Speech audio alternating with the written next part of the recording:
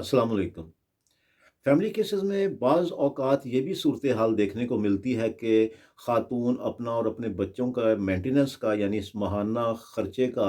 दावा करती हैं अपने ख़ावंद के ख़िलाफ़, और वो ख़ावंद जो है वो मुल्क में होता ही नहीं है, वो मुल्क से बाहर होता है। और उसको पार्टी बना कर के सिंपल एक मेंटेनेंस का दावा कर देती हैं और क्लेम करती हैं कि जनाब हमारा ख़ावंद जो है वो हमें इतने अरसे से ना तो मुझे मेंटेन कर रहा है, ना मेरे बच्चों को मेंटेन कर रहा है। मुल्क से बाहर रहता है, हमें बिल्कुल इग्नोर कर गया है वो। अब ऐसी सूरत में अगर आपका दावा जो है अगर डिग्री भी हो जाए मेंटेनेंस का, suit for recovery of maintenance allowance,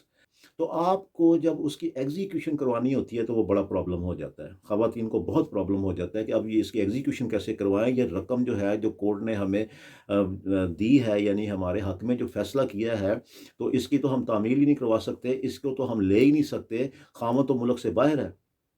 तो इसको कैसे हम जो है वो लें? तो उस सूरत में मैंने आपसे अर्ज़ करना था कि आप जब भी ऐसे ख़ावंद के ख़िलाफ़ जो कि मुल्क से बाहर है, अपने और अपने बच्चों के माहाना ख़र्चे को क्लेम कर रही हैं, तो उस सूरत में आपको चाहिए कि आप अपने ख़ावंद के अलावा, आप अपने ख़ावंद के वालिद को भी इस अपने दावे में पार्टी बनाएँ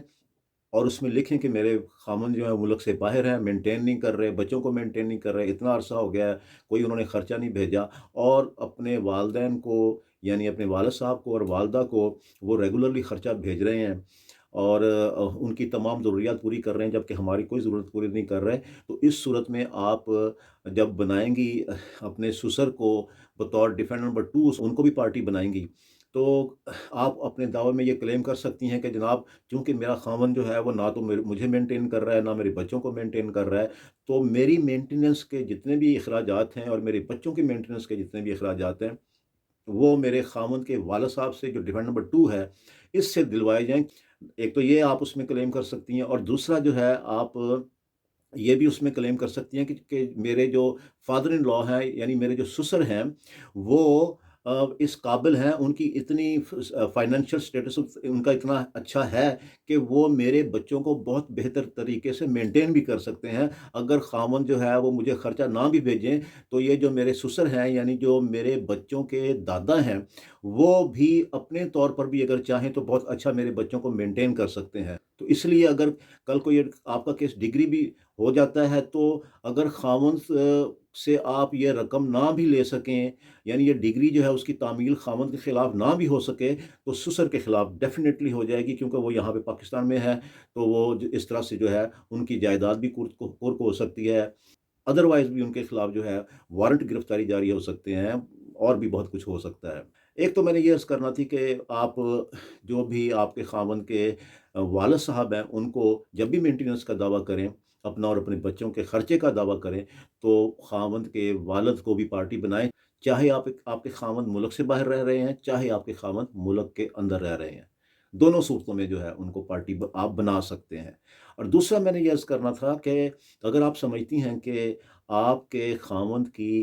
प्रॉपर्टी है पाकिस्तान में, वो खुद पाकिस्तान से बाहर रहते हैं और उनकी प्रॉपर्टी है कहीं पाकिस्तान में, तो उसके लिए अगर आप अपने दावे के साथ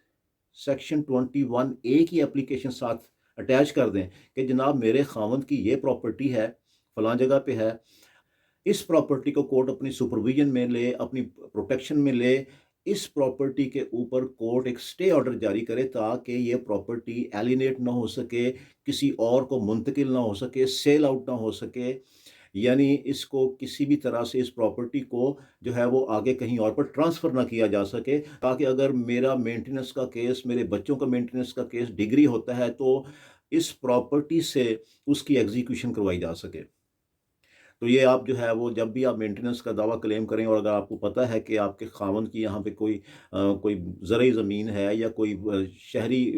इलाके में कोई प्लॉट है, कोई घर है, कोई दुकान है, मकान है, तो आप फैमिली कोड एक्ट का सेक्शन 21 ए है, उसके तहत उस प्रॉपर्टी पर स्टे लें,